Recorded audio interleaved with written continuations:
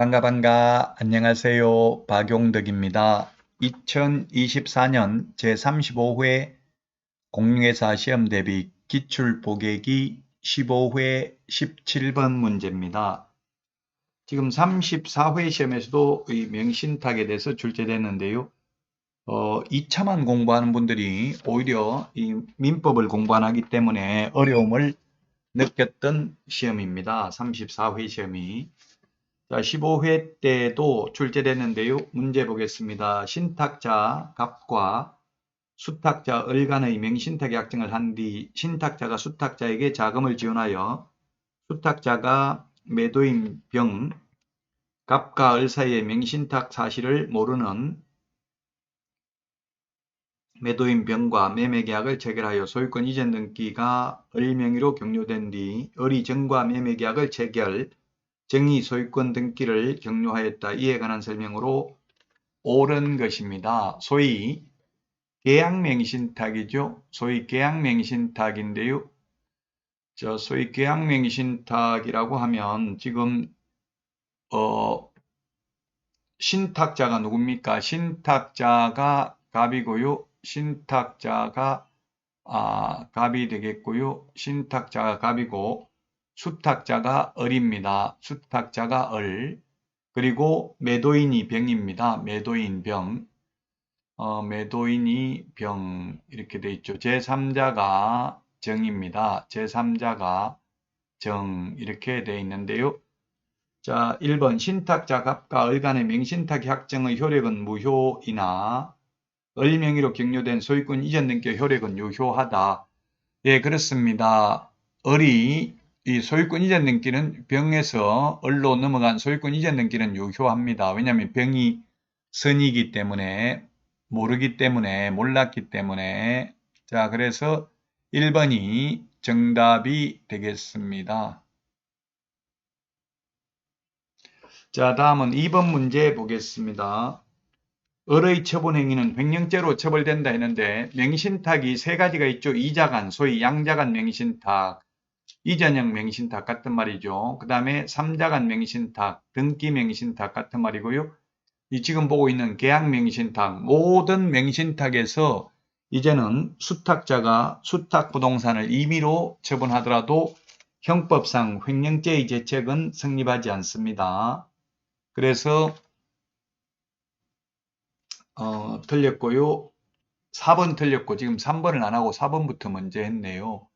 어쨌든 4번 틀렸고 횡령죄에 해당되지 않고요. 3번은 정명의로 격려된 소유권 이전 등기의 효력은 유효하지만 신탁자 갑은 제3자 정에게 소유권을 주장할 수 있다. 제3자에게 선악을 불문하고 제3자에게는 대항할 수 없죠.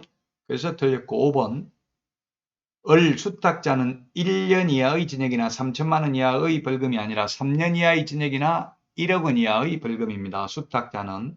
신탁자는 5년 이하의 징역이나 2억 원 이하의 벌금이죠. 따라서 틀렸고 정답은 1번이 되겠습니다.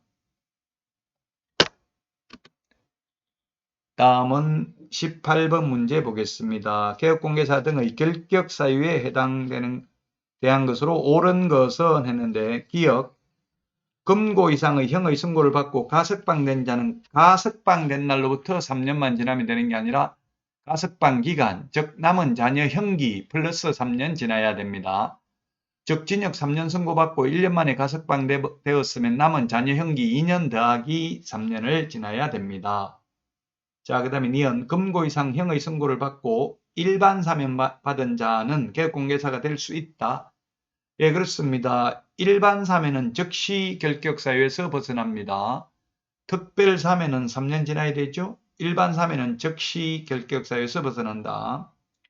디귿 금고 이상 형을 선고받고 집행이 면제를 받은 날로부터 3년이 경과하지 아니한 자는 개업공개사 등이 될 수 없습니다. 결격 사유입니다. 리언 디귿은 맞네요. 그 다음에 리얼은 공인중개사법 위반으로 300만 원 이상 벌금 받아야 결격 사유에 해당됩니다. 그래서 정답은 2번이 되겠습니다. 옳은 내용. 이 결격 사유는 해마다 최근 35년간 해마다 출제됐습니다. 개업공개사 등의 결격 사유가 되겠습니다. 자, 다음은 19번 문제 보도록 하겠습니다. 개업공개사가 임대차 기간 1년 보증금 7억 원에 월세 20만 원으로 서울특별시 소재 상가금을 임차한 경우 틀린 것입니다. 즉 지금 환산보증금이 9억이죠. 9억. 지금 보증금이 2억이고 월세 곱하기 100을 한 금액을 더해야 되죠. 보증금에다가 월세 곱하기 100을 한 금액을 더한 게 환산보증금입니다. 자, 환산보증금이 9억 이하인 경우만 서울에서 원칙적으로 상가금을 임대차보호법이 적용됩니다.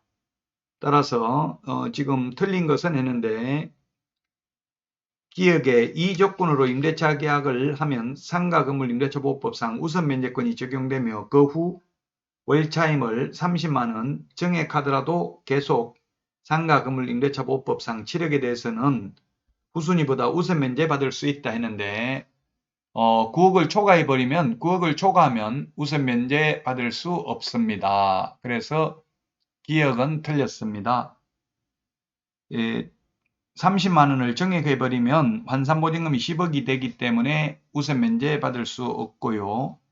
니은 3개의 차임액에 이르도록 연체한 경우에는 계약을 해지할 수 있습니다. 상가는 3개의 차임액, 주택은 2개의 차임액을 연체하면 해지할 수 있죠. 그래서 니은은 맞습니다.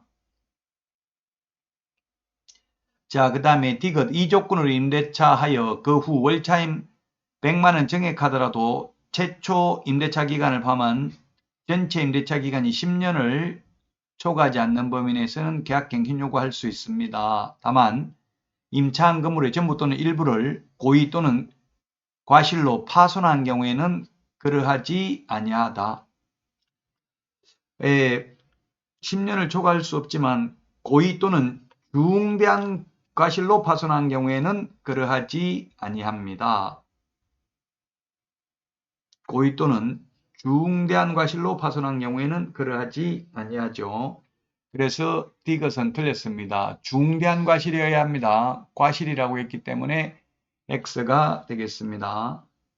자, 그 다음에 리얼입니다. 이 조건으로 임대차한 후 월차임을 100만원 정액하면 임대인의 동의를 얻어 전대차한 경우 전차인이 임차인을 대위하여 계약갱신 요건을 행사할 수 없다 했는데 계약갱신 요건은 환산보증금과 상관없이 할 수 있고요. 다만 전대차 계약을 체결했다면 전차인은 임차인을 대위해서 임대인에게 임차인의 남은 기간 동안 계약갱신 요구를 행사할 수 있습니다. 없다 해서 X고요. 자, 그 다음에 미음 법무부 장관은 국토부 장관과 협의를 거쳐서 보증금, 차임액, 임대차 기간, 수선비 분담 등의 내용이 기재된 상가금을 임대차 표준계약서를 정하여 그 사용을 권장할 수 있다. 네, 미음은 옳은 내용입니다. 자, 그래서 옳은 것 3개, 틀린 것도 3개네요. 정답은 옳은 것은 2개고 틀린 게 3개네요. 총 5개니까. 지금 틀린 게 기역, 자, 그 다음에 디귿, 그리고 리얼 이렇게 3개가 틀린 게 되겠습니다. 틀린 것 정답 3번이 되겠습니다. 상가금을 임대차보호법은 원칙적으로 서울에서 환산보증금 9억 이하인 경우, 그 다음에 과밀억제권역 6억 9천, 광역시 5억 4천, 기타 지역 3억 7천 이하인 경우만 적용됩니다. 그러나 환산보증금이 일정 금액을 초과하더라도 제가 임시, 표준, 대개 이렇게 암기를 했죠. 임시, 표준, 대개, 권해 이렇게 했는데 임시 특례, 즉 2020년 9월 29일부터 6개월간 연체한 차임은 3개의 차임액을 연체하는 것으로 보는데 포함시키지 않는다. 요건 환산보증금과 상관없이 적용되고요.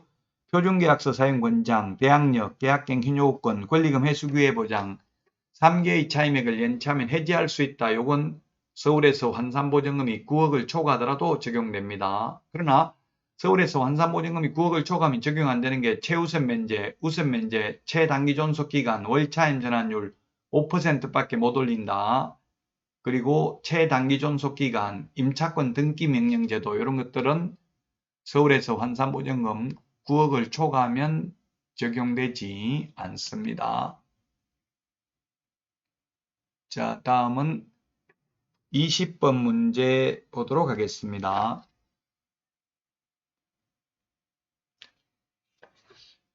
자격증, 등록증 교부에 관한 설명으로 틀린 것은 했는데 1번 자격증 및 등록증 교부는 국토교통부령이 정하는 바에 따른다.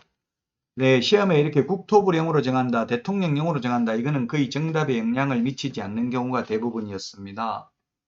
2번 등록증은 사무소를 두리는 지역을 관할하는 시, 군, 구청장이 교부를 한다. 즉 등록관청이 교부합니다. 맞습니다. 3번 자격증 등록증을 시도지사에게 재교부 신청해야 된다. 이게 X네요. 재교부는 처음에 교부했던 사람에게 재교부 신청을 해야 되잖아요. 그래서 등록증의 경우에는 등록관청에 재교부 신청하고 자격증의 경우에는 시도지사에게 재교부 신청을 해야만 합니다. 등록증은 등록관청이 줬기 때문에 등록관청에 재교부 신청해야 됩니다. 자, 그 다음에 4번 등록증을 교부한 등록관청은 그 사실을 다음 달 10일까지 협회에 통보해야 되는데 다음 달 10일이라는 말 없어도 틀린 말 아닙니다. 다음 달 10일인데 만약 다음 달 7일까지 통보해야 된다 하면 그건 틀렸겠죠. 자, 그 다음에 5번 자격증 재교부 신청의 경우 지자체 조례가 정하는 수수료 내야 된다. 네, 재교부는 수수료를 내는데 자격증을 처음에 교부할 때는 수수료 내지 않는다는 점도 유념을 하셔야 되겠습니다. 자, 이번 시간 여기까지 하고요. 여러분 다음 시간에 만나요. 안녕.